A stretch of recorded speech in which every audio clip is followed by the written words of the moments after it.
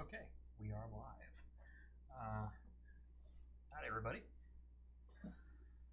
So if you are just tuning in, which you probably are, we are going to be, well, you just saw the top of my head, we are going to be working on our PPE comm. So what that is a communication device using Bluetooth to help out with PPE. So we have a patent pending on this method, and one of the institutions that I have been speaking to about this potential product, they use this Envo mask. So this is an Envo N95. It's comes in this box. It is they call it the Envo Mask with Halo headgear. You can see the UPC code here. So this is a respirator that is approved for the following things, which I'll post that up and you can take a look at what that is. But this is being used in hospitals right now to help fight COVID-19. And one of the problems that they're having is communication. The fact that they have to wear this mask and they have to wear another mask on top of it and maybe a face shield on top of that. So for communication, it's very difficult to get to make it audible outside of the mask. So we're going to take a look at this mask, and what we're doing is we're developing a Bluetooth communication system. One is the transmitter and one is the receiver, and they're going to be hooked up to a microphone inside of the mask and a little speaker outside of the person's all their scrubs, so that they can communicate very quickly, I guess simultaneously, and not have to be yelling through their PPE. So let's take a look at this headset. So this is the unit itself. So I'm going to take a look and see what we got here. So we have, it looks like this is the Halo headgear. Take that out of the case. We have our reusable face mask here. We have a shield cover. This is going to go onto this. I believe we have some slight instructions here as to how to apply that. Probably look at the instruction manual, but there's this quick little thing here that says the proper way to do it is to start at the bottom and hook it in and pull it down instead of trying to force it from the sides. So let's just quickly take a look at that. I'm assuming it's saying that we need to start here and snap it in. Let's see, so we've got hook and snap. There we go. And this thing is very futuristic feeling. It's got some I don't know, there's like a gel inside of this, and it fits nice and snugly on the face. We also have this thing, which is the Envo vent plug. We're going to need to read our instruction manual to figure out what that really is for. So let's take a look at these instructions. Alright, we're going to open this up. It's going to take up our entire field of view here. Alright, so we have our instructions here. So our user instructions, the quick fit headgear as shown. The box contains the filter cover, the respirator mask body, N95 filters, and the quick fit headgear or the Halo headgear. So it looks like we have the pre-assembly here. So pre-assembly, we are going to take apart what we had just done here. Oh no. Yeah, we're going to take that apart, and we're going to remove the filter cover. Okay, so let's take a look at that. Let's see if we can actually fold this down so we can see what we're doing at the same time.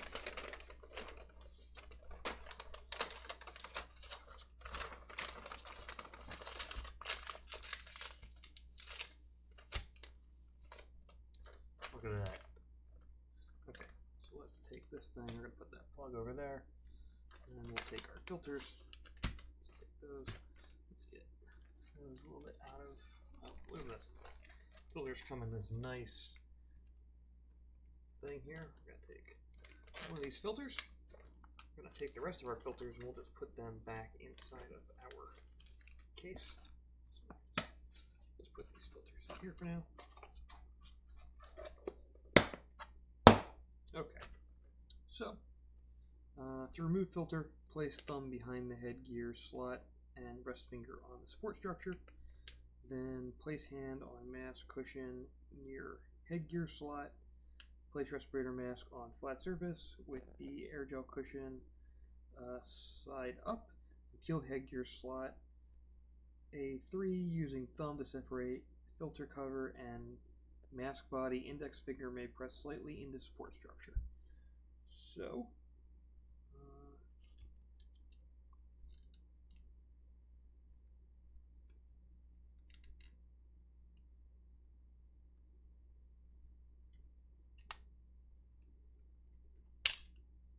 that popped right off.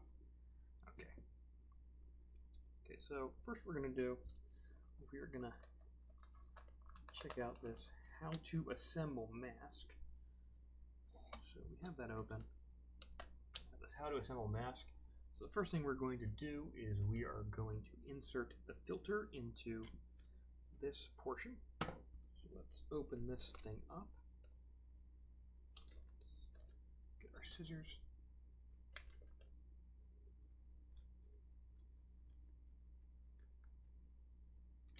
Okay. So we've got that open. We're going to take our filter out of here. And our filter says this side out on here. And assuming that this is out, so we're going to put this little filter into here. Okay. Look at that. Okay. So that side out. And we are going to hook that on there. So hooked on. And apply pressure to both sides. And okay, got a nice mask here. Look at that. Okay, so we got that done. And let's see, what is our next thing here? Well, we gotta attach our halo headgear. So that is these instructions here. So I guess we can fold this a little more.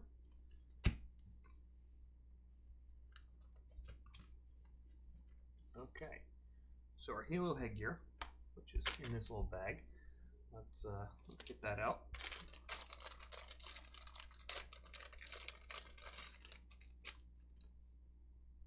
All right, so our halo headgear looks like that's going to go on the back of our head. And we have this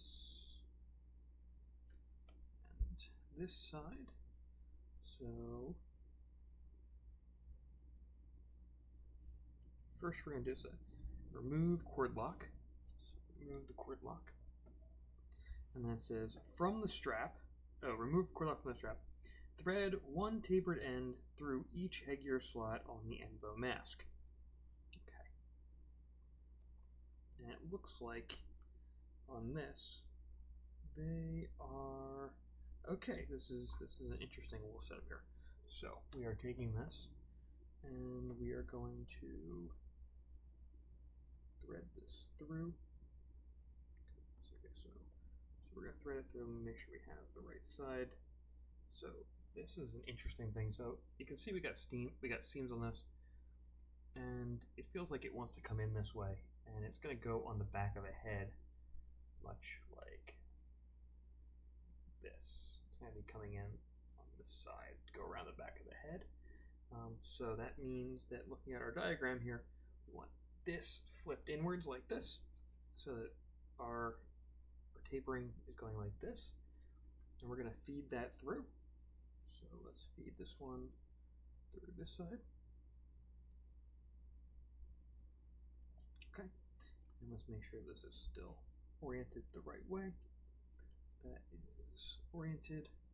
And now we are going to feed this one through as well. Okay, that is fed through. And now we are going to add our lock back on here. So let's make sure these are both lined up, down, and this one is lined up, and that is lined up. Look at that. So let's put our thread lock on here, or sorry, our cord lock. We want it facing outwards. Why not? Let's just do it the same exact thing they have. Okay, so we got our cord lock on here, and it looks like the way this is going to work is you have this over the head, and this goes around the back of the neck. And I'm going to try it on. You're not going to see this in your video because I am not on video, but I will let you know if it works. Just give me a second here. Okay, so that's around my neck. I really like this design, actually. Didn't expect, didn't have any expectations, to be honest. But let's see. Yep, that feels really good. That feels very futuristic. You're not gonna be able to see it. Let me look up that check. Haha. Okay, so it's on. I'm gonna take this off. Okay. So we have our mask. That is all. That's all figured out. Except for what is this little thing? Let's see what this is the Envo Mask vent plug. I'm not sure what that's for. It has a little instruction manual. It says SleepNet Corp. Vent plug instructions. Please read mask instructions before using vent plug. Mask must be disassembled before installing vent plug. Clean mask headgear optional. Plug using to block exhalation port. Insert vent plug into vent. Okay, so it's to block the exhalation port.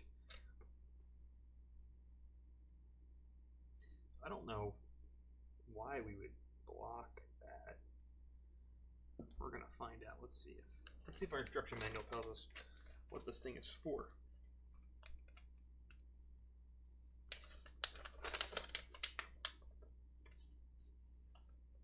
Well, that side's in Spanish, so that's not going to help me.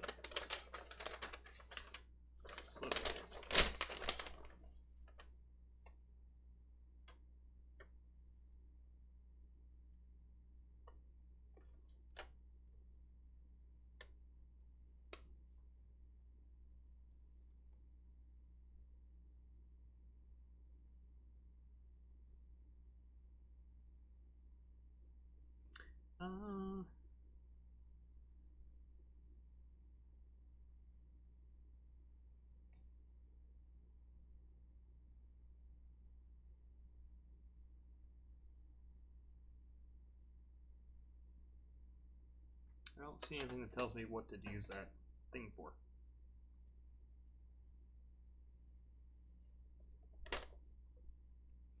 So we're going to just ignore it for now, and we will consult our professional once things get a little further down the road with this development. So, alright, so we have our instruction manual. We're done with that. Let's put that into this case here with our other filters. Actually, you know what? We're going to put these filters, the instructions back in the box, because I think that's where they were when we started. So let's put these in the box. You know, no one puts baby in a box, but whatever. Okay, so that's in the box. Put this thing in the box as well. Okay, and we'll just put that there, and just for the sake. Okay, so we have that, and here's the thing. Oh, look at that. On the back of this, it asks you to put your name. That's really cool. I like that feature. Okay, so the thing is, this is the mask that that we were working with the first version of the PPE com, and connecting the PPE com with this magnet here, and we had, this was the first draft. So let's take a look at this unit, and you know, it actually is that this PPE mask that I was starting with seems to be quite a bit bigger than this thing. So it looks like, look at that, you could almost fit, I think you could probably fit that inside of there. So let's take a look at that. Yeah, I think, look at this, got this different amount of real estate. So my first design really works well with these off-the-shelf N95 type masks, but this is not apparently what they're wearing inside of a hospital. So this one, the way it worked was, let's just look at version 3 before we move on to version 4 and try to figure out how we're gonna fit these components inside this box, and even if these are the right components or not. So we're gonna find that out. Okay, so the first one, this version, what it did was you would basically put it in here. It lined up with your nose and with the mouth area, and then it connected with a magnet on the outside, which kept it inside and kept nice and snug, and it gave you actually some nice real estate in here to be able to breathe and not have this get in the way of the mask. So let's see. I haven't seen this. We're gonna see if this even fits into our new mask, the Envo Mask. So let's take a look. So we want there to be some type of space. Yeah, no. So even the form factor of this mask is a bit different than the original design, but that's okay, because the components that we're using, we gotta figure out how to make this thing work. So this is the transmitter. You can see I have a little TX on here, so I know that this is my transmitter, and it fits in here. But again, we have there's not a lot of real estate inside this mask. So I think this might be too big of a board to work with.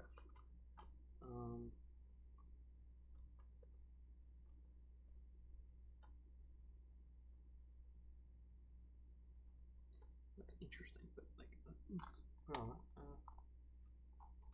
so what I want is it to be the furthest from my mouth and my nose so that I can communicate. Okay, so if I place it right about here, it does have enough space for my nose in here, and I'm not sure where the microphone would quite go, probably down this corner. But again, like it's a bit bigger than this unit. So I'm thinking I might want to cannibalize this unit and try and fit it inside of here. So let's take a look. As much as I love that these came paired and they were a nice solution, it might not be the right solution to actually pull this project off. Let's see what other goodies we have in our box here.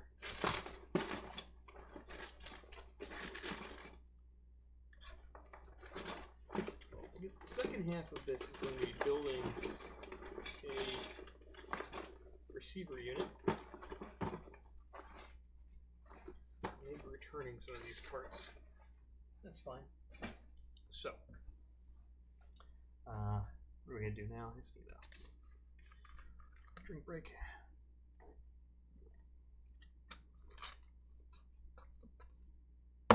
Alright. So, here's a question. The question is, with the components we have, let's take a look at this box. How do we get our real-time audio monitoring here working? So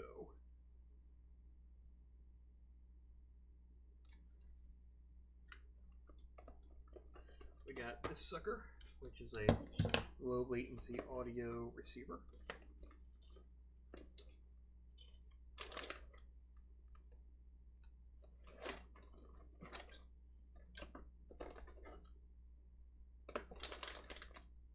Gonna have to organize all these components to figure out what we got here.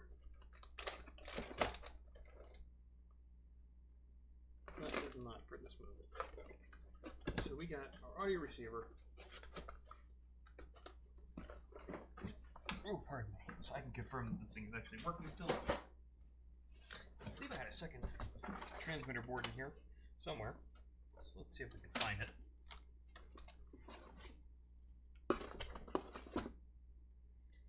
Speaker. I got a speaker with a thing. Tail.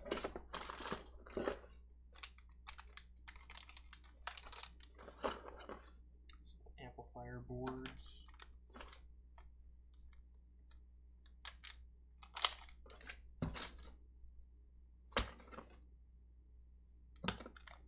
Transmitter.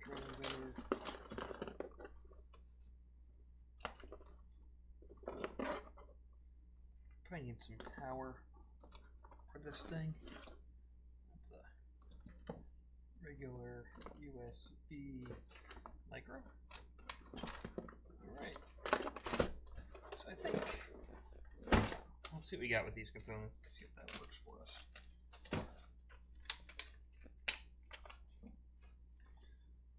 Oh, I want this breadboard too. Okay. Alright, so where are we now? We have our receiver here. This is going to be our little stereo receiver. It's got a bit of cord on here. Let's wrangle this cord a little bit. Okay, so I'm going to get myself a twist tie from my twist tie collection.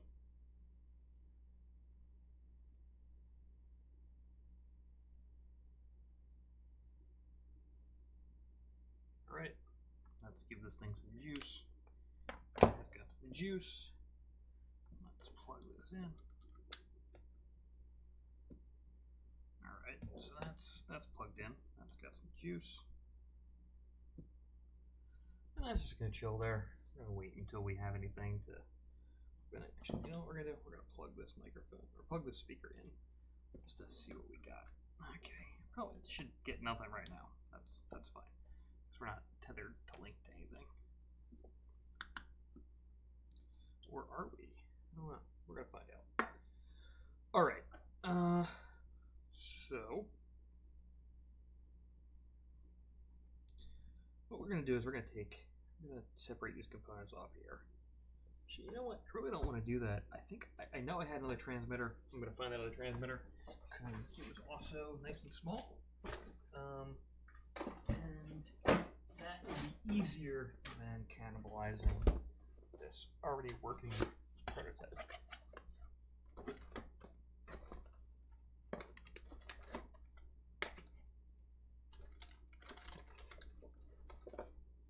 That's what the unit is based off of.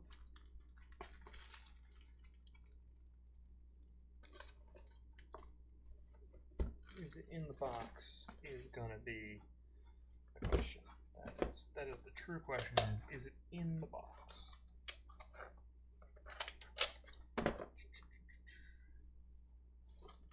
Nope, not in the box.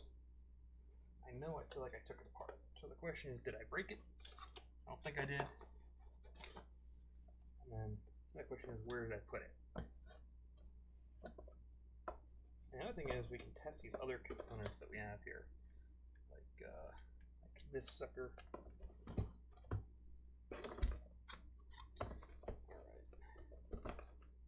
It's not in there.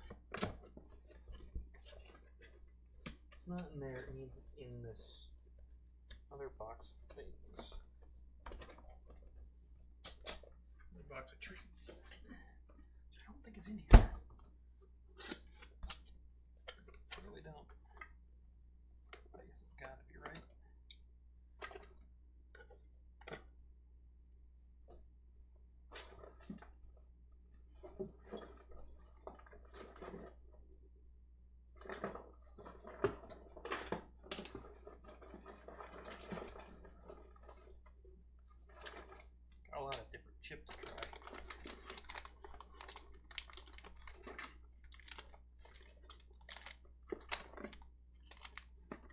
I'll be damned. That's the chip.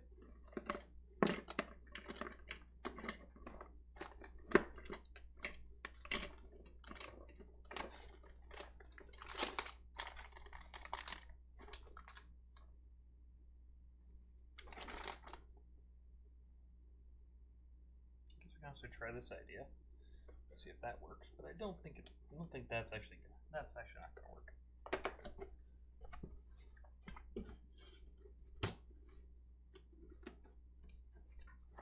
Okay, so let's get ourselves back to this. All right. So what are we doing? We have quite a few chips here that we could try, but I believe that all these ones are going to have high latency because these are all Bluetooth 4 emitter, and I don't think they have low latency like this board does or this board does. And see, oh, look at that, we got a little ant here. Hey, ant buddy, let's go away. So, ant buddy just disappeared. Didn't kill him. Don't worry. Way out there. Okay, so we're gonna need a little microphone unit. That's the other thing we're gonna need. So we find one of those microphone units.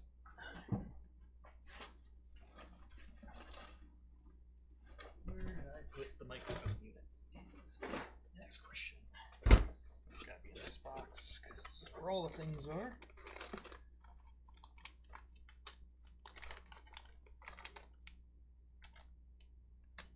Looks like that's a microphone unit.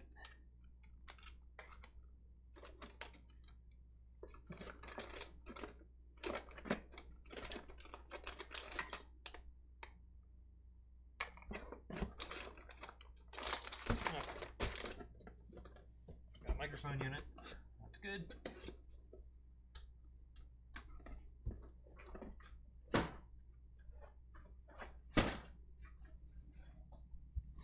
Alright, so I feel like these components are going to be a lot easier to get into this mask. So maybe we'll fit this thing here. And we're going to put our microphone unit.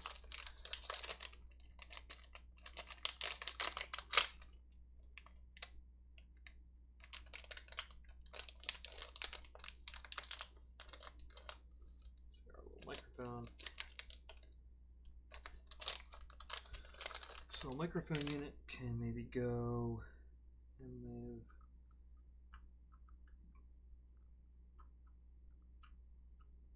there.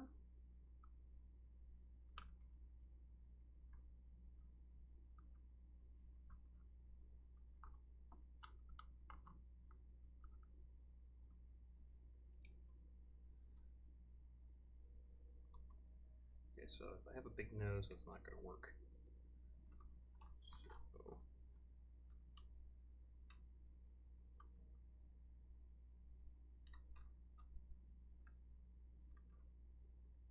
Okay, so I think that would work. Yeah, little ant buddy, you gotta go too. Get on to the tweezers. I don't want to tweeze you, don't worry. Okay. Ant buddy is gone. Okay. So I feel another ant buddy over here. This is not gonna be good. You little ants can't be standing on my workbench because you're gonna get fly away! Fly! Okay, he flew away. So what's going to happen is, alright, we're going to need to figure out how to get this in here. Because we need to design a 3D printed case for this thing that will be the actual case.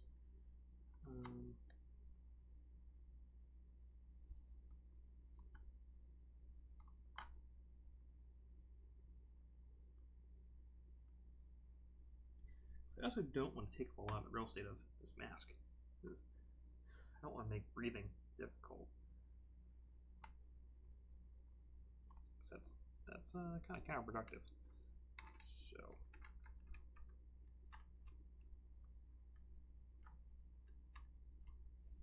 take a look. That seems kind of cool.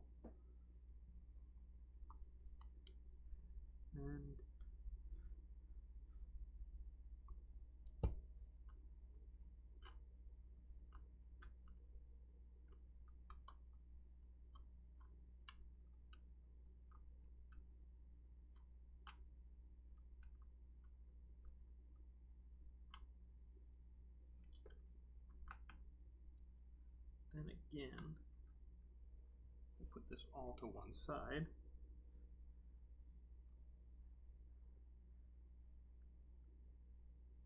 Okay. Alright, so all that to one side is not bad.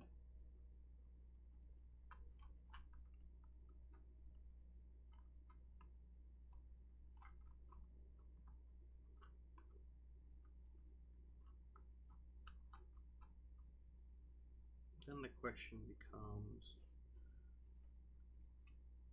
where does the magnet connect to this?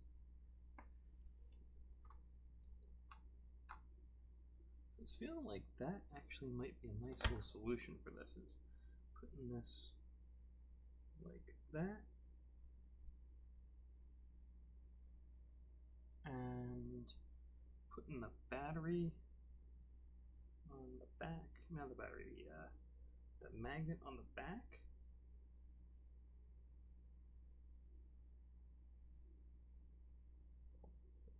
Let's see, how does this feel?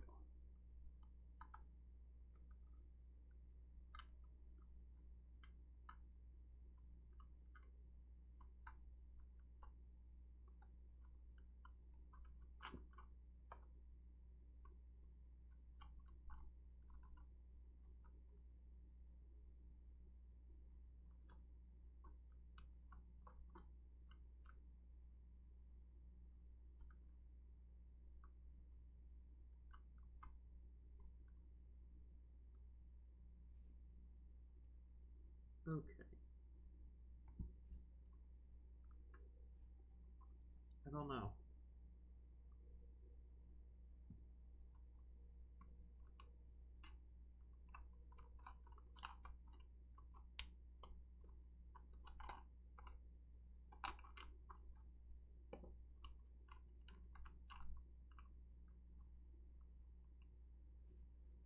Okay, so if that's right there,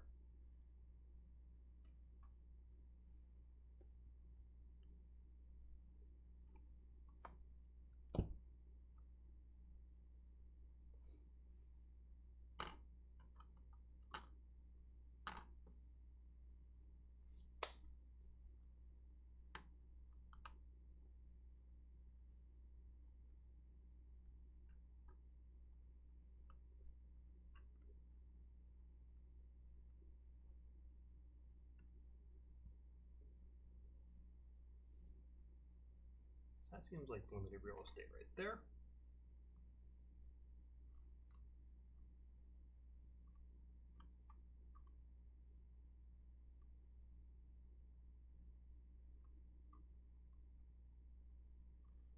Okay.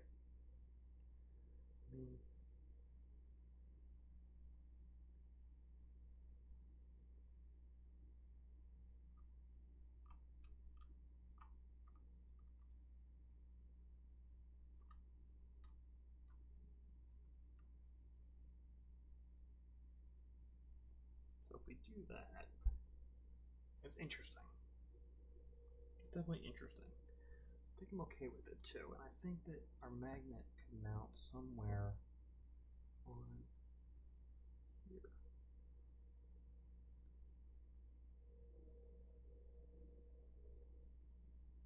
Yeah, I like that. So let's get an idea. That is how we're going to put that together. Not going to take this apart. It's good. Leave that be. Hey, if you're just tuning in and you have any questions, please let me know.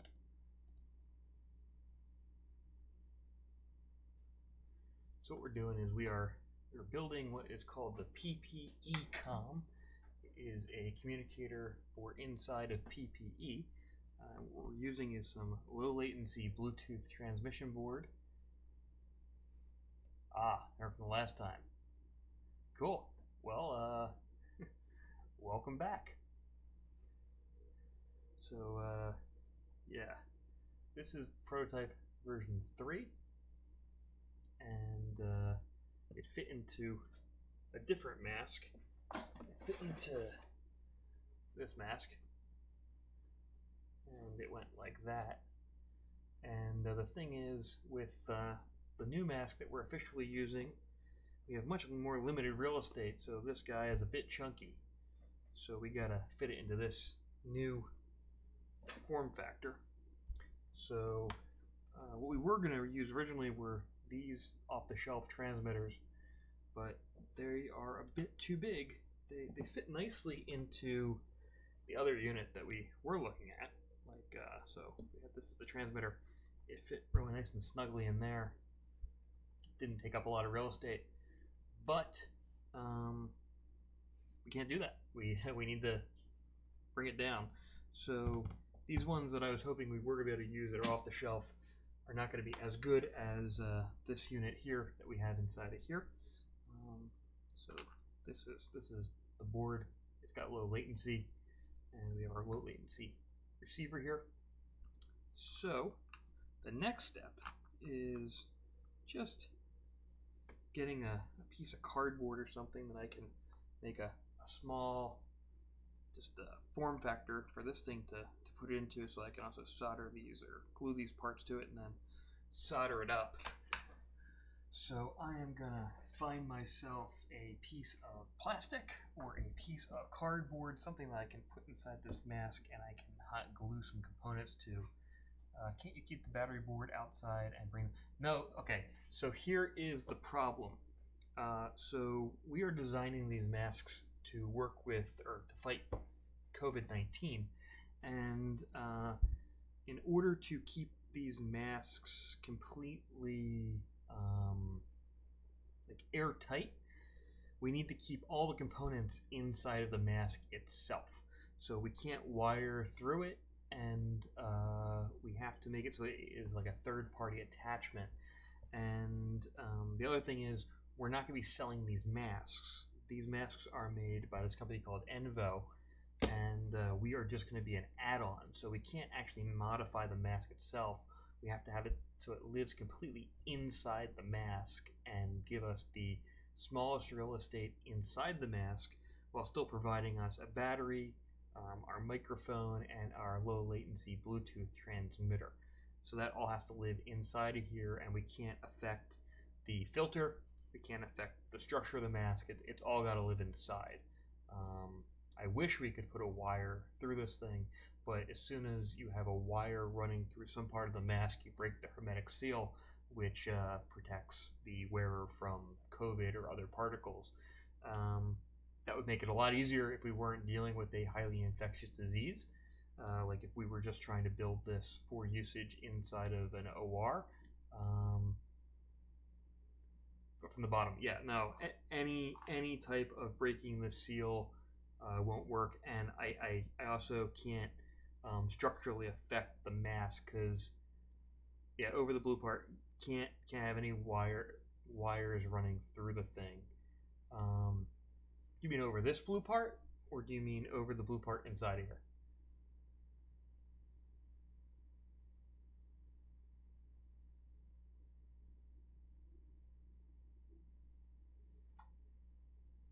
Yeah, can't have anything coming out of it, because as soon as we come out of this, we break the seal.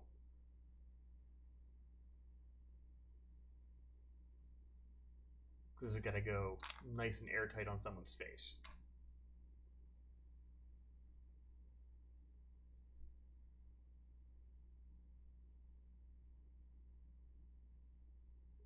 And again, like I said, I can't make it structural because we're not selling the masks themselves. We're only be selling this part that goes into it, so that anybody can use them on any mask, and you don't have to get a new mask. So right back, I'm gonna go grab myself some type of substrate to put this onto.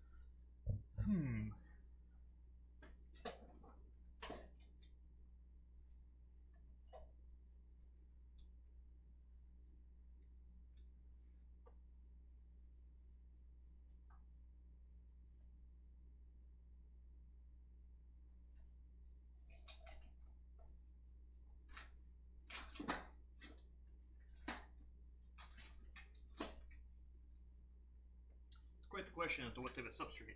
Yeah, I understand what you mean, but personally, I would not like a lithium-ion battery. Yeah, I kind of agree on the lithium-ion battery not being that close to my face, but we live in weird times, so we're gonna go with it, and we're gonna hope that it doesn't do anything wrong. I mean, these are not like you're using a vape. We're not going to be drawing high amperage out of these things, and most of these boards that we're using have a really good battery controller on them, so I'm not worried about overcharging or having these things explode on undercharge. The other alternative is to be using well, the little quarter-size batteries, but those don't give us a lot of playtime. Those batteries have a much shorter milliamp hour output, so we're trying to find the happy medium between those two things. I think for this prototype, we're going to use some of this black Flex Seal type tape, because I can just take the back off of this and the board will attach to it. I'm also thinking that we might want to have access to the controls on this, so I might actually dislodge the battery and put it further to the side. So let's see what this does. Get the Flex Seal. It's gonna be interesting. So let's do this. Take our little magnet, put that over here, and what we're gonna do is we're gonna try and dislodge this battery from this board, just so that we have some more wiggle room. Also, if you're tuning back in from previous, you'll notice that my preview camera has been upgraded. I could not stand the color rendering on the last one in dynamic range. I was having issues with being able to see things in the highlights, so decided I will treat you all to a better camera. So that's been upgraded, and I think the video I did earlier today, you can actually watch that camera being tested.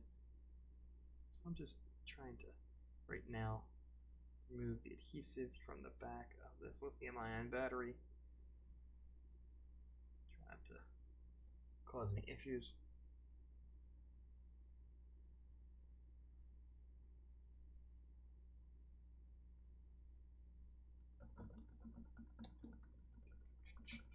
Slowly removing this. Alright, ooh, look at that, we have some interesting data back here about this board, which is nice. Might help me find an OEM of this.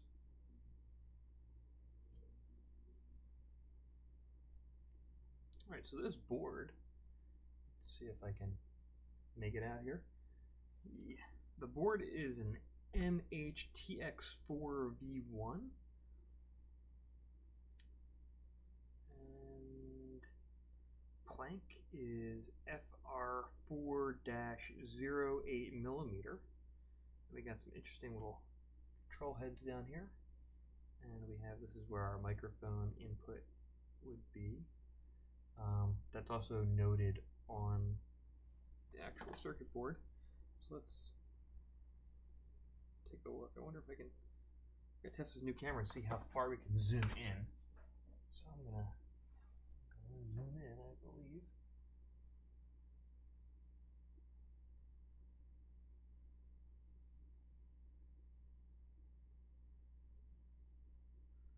Well, that's not focusing. Alright, so that's as focused in as it gets, so let's see where that leads us with this. Oh, look at that. Alright, so let's take a look at what this board says. Focus it up.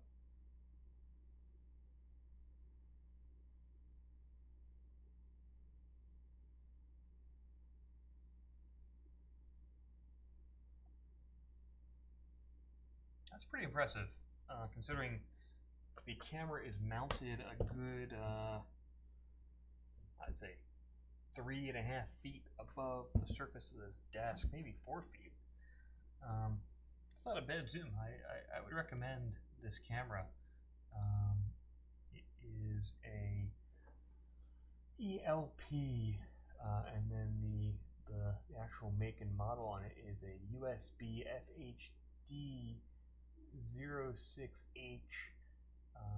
It's a 2 megapixel H.264 video camera, or I guess webcam. Got it on Amazon 2 days ago for like $60. So looks pretty good. Very impressive that this one actually now is full HD and it should be running at 30 frames a second. So yeah, we can see the make and model on this device.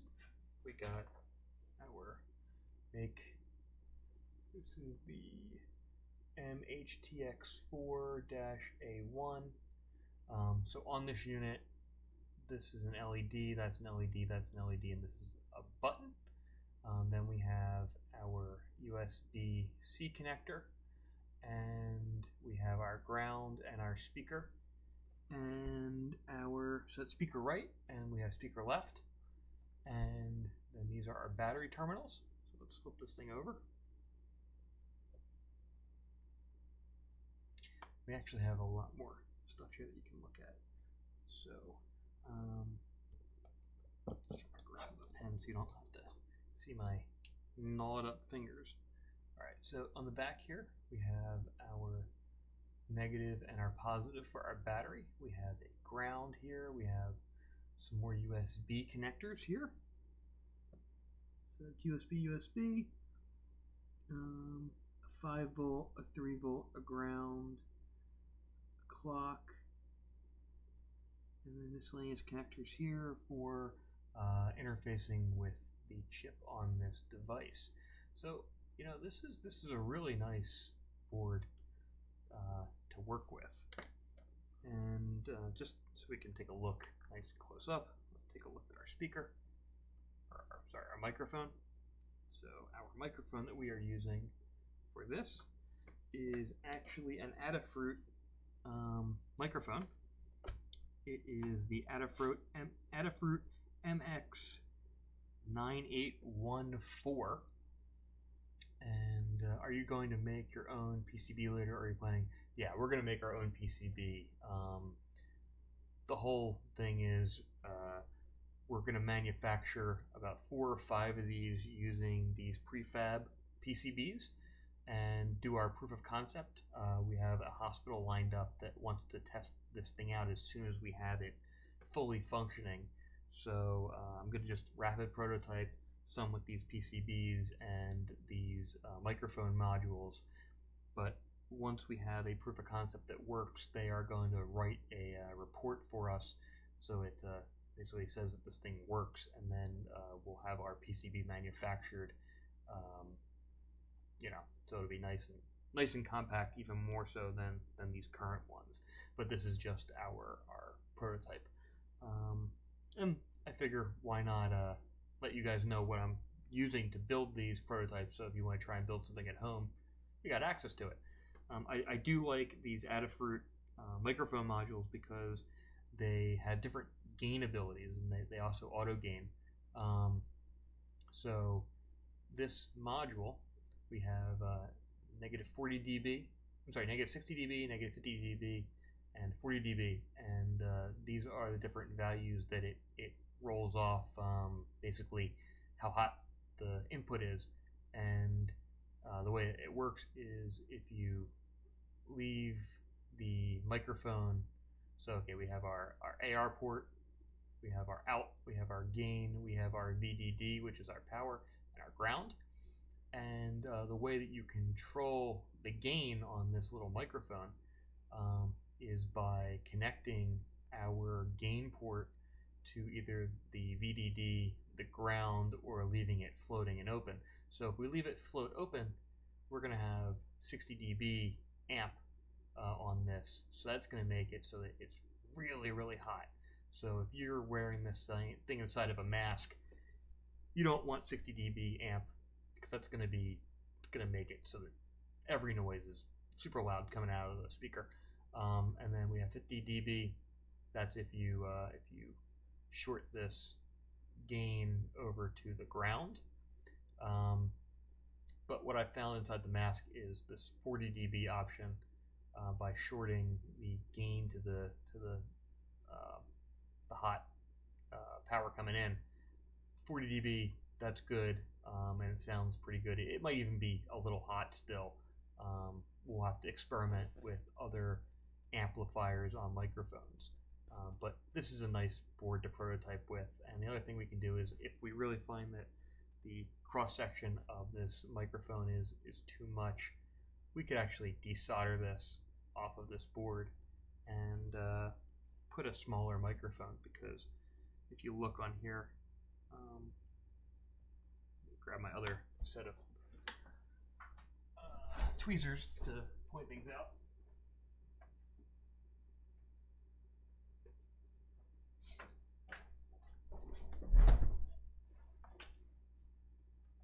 Yeah, so, okay, so here we go.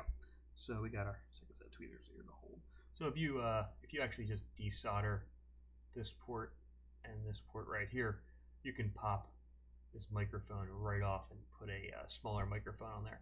I also like that this thing really just tells you what's going on, and it shows you. It's not trying to hide what's happening here. If you really wanted to build your own one of these boards, you could. And it's nice because it's an auto gain microphone, so when there's low sound, it's going to gain it up, and when there's high sound, it's going to gain it down. So it's trying to normalize any of the audio coming through this device, which works nicely for inside of the mask that we are building. So let's zoom this camera back out.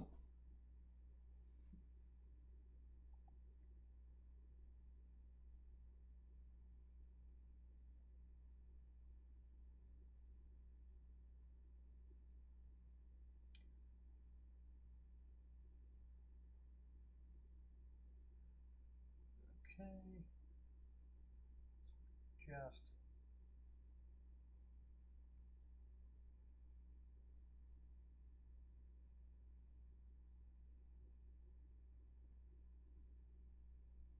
zoom out a bit more and focus.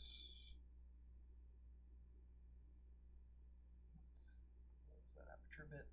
Okay, so we're back where we were before. Alright, so now we dislodged that battery. That's better. And we also give ourselves access to the button on here.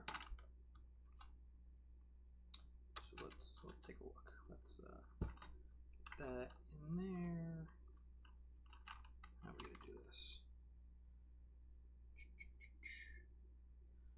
Battery should probably mount onto the side of this thing. I guess, we actually are going to want the battery here. And we'll have those lights so you can see the lights coming through the mask. But what I didn't like was I'm going to be mounting it onto this tape, which makes it kind of hard to see those things. Because I really would like a solid substrate for that.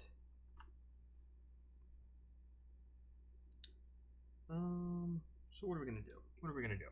This is always the fun part of design work, is how do we get this thing to fit where we want it and do what we want without affecting the user.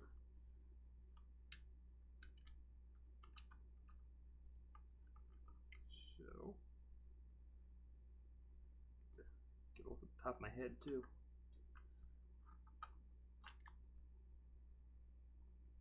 How's your day going over wherever you are in the world? Or is this Where am I talking to again?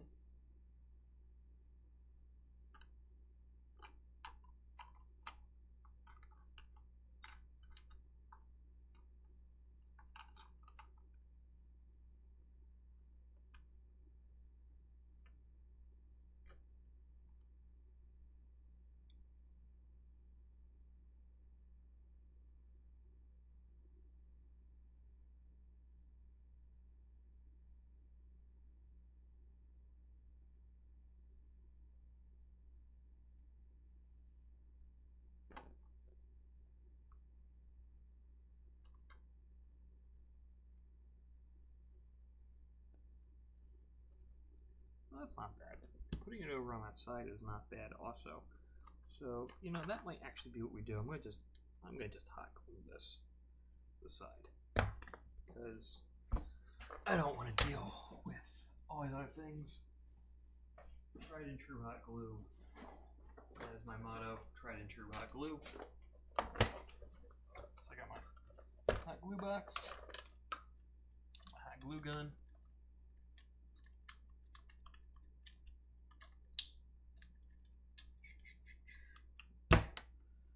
Plug in my hot glue gun, get my hot glue, start rolling. Alright, my hot glue gun is plugged in. I'm gonna need some of that extra glue.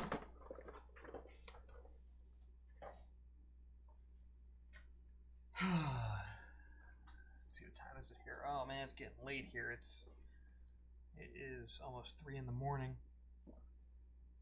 Might need to wrap this up pretty soon.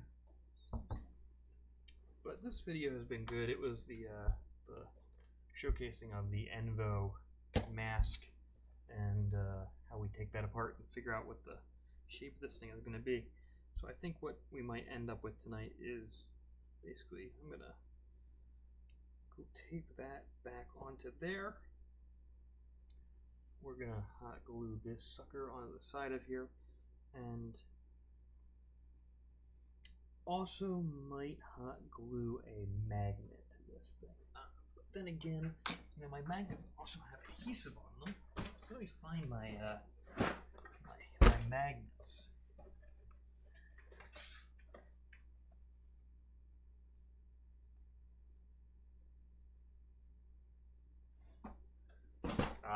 Linux and cybersecurity. I mean, I'm running mostly Linux boxes.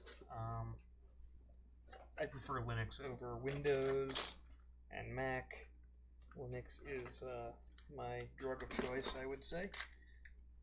So I'm not familiar with that distro, but cybersecurity, that is a fun one.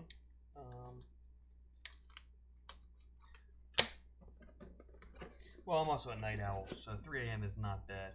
1 p.m. for you. Okay, yeah, so you are, let's see.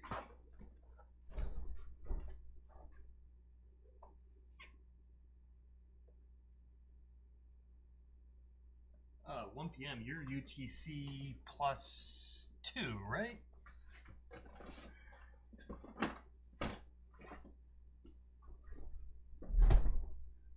Arch Linux. Okay, I gotcha. Proxima is your hypervisor. Cool. I really hate virtualized systems, but they do the job. I much prefer a native system, but it really doesn't matter. Not for server stuff. Oh, the reason I hate virtualized is a lot of my work is either computer graphic or photogrammetry or something that needs a native graphics card, and running virtualized processes for high-end 3D computer graphic stuff is just a pain in the ass. But when I'm doing things like this, virtualization is great because I don't have to worry about actually having to rebuild a computer. Just run it virtually and configure it however I want it. Yeah, I know you can use GPU pass-through, but I don't know. I guess maybe I haven't used the latest version. The last time I did it, it just killed my project. So I've been sticking with tried and true, bare metal. You know, whatever is really in the box, I rather it in the box. But that's just personal preference. I mean, I still use Amazon Cloud and Google and virtual systems everywhere, and I know that those things are all virtualized, so that's fine. But my home systems, I would just much rather prefer it be real. Anyway, these are the magnets I got. These magnets are rare earth magnets, and they really stick to things. So they usually come with a warning saying that if you swallow one of these, go to the hospital. So we're gonna put one of these on the back of this sucker. I'm actually gonna mount it probably to the chip. Not that it really matters, but that seems like a nice place to put it. What type of GPU are you using, or I mean, what do you what's your system that you're playing with these days?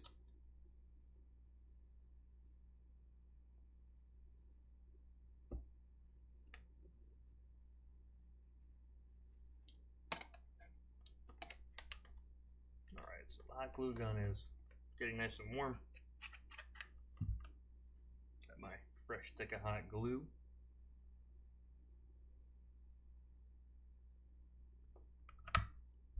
Oh yeah. All right, so first thing we're gonna do is I'm actually get some double-sided tape because I don't want to do that. So overkill for the battery. I'm just gonna get some double-sided tape. We'll snip it. And place that double-sided tape that we took off of it. Because I don't really have a need for GPU for my services. So VNC is VNC. Yeah, I mean VNC is VNC. VNC is good.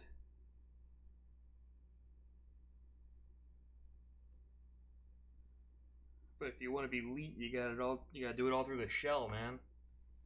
Use that SSH. Do you do command line, or do you still working on GUI? So that's on there again. Let's put this right back in here.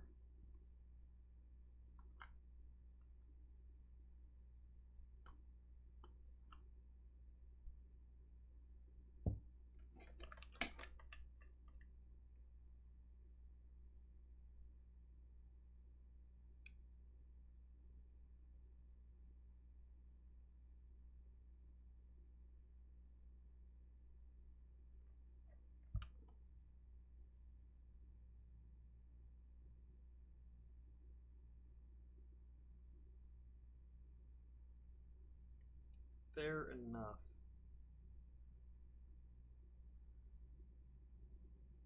I'm only bleeding edge when the work that I do pays for it, or when they give me a machine to work with. I keep myself pretty, keep my systems up there, but no reason to be bleeding edge unless the project calls for it. I don't want to pay for that shit. I also much prefer to, I don't know if you prefer gaming stuff or if you prefer industrial / enterprise. I much rather buy myself a system that is 2 generations behind on enterprise instead of buying the latest and greatest gaming system, because I always find that enterprise systems last a lot longer and have a lot more longevity than a gaming system.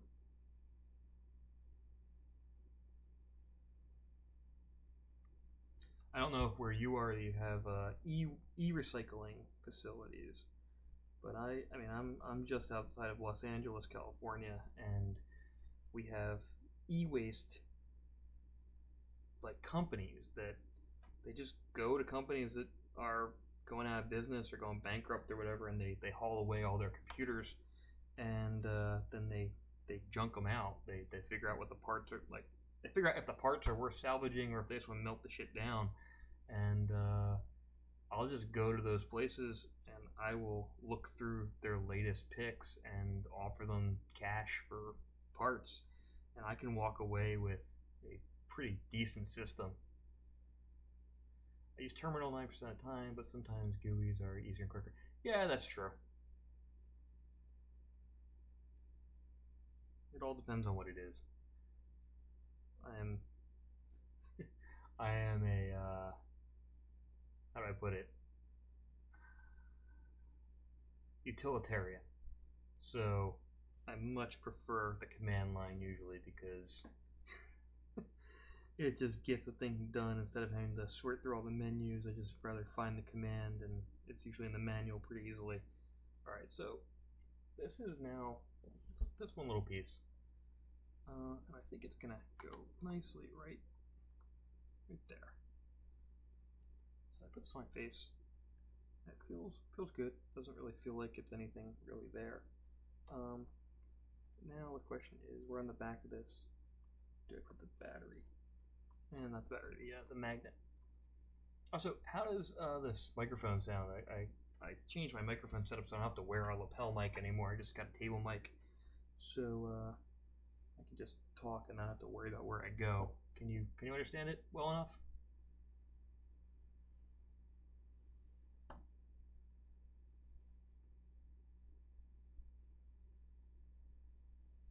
All right, so I'm gonna put this little battery, not a battery, the little magnet on the back of this chip. It's great, cool. Okay, so that magnet's on the back of that chip, and we're gonna put that there. Let's see if we can get this magnet to connect through this filter.